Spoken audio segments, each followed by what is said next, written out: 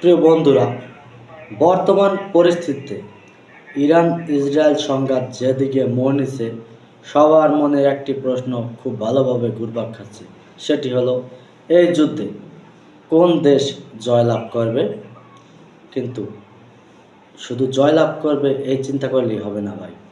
এখানে যদি ইসরায়েলের পক্ষে কোনো দেশ সরাসরি অবস্থান নেয়, তাহলে কিন্তু ইরানের সঙ্গেও সরাসরি অনেক দেশ অবস্থান নেওয়ার লক্ষণ ইতিমধ্যে কিন্তু আমরা দেখতে পাচ্ছি।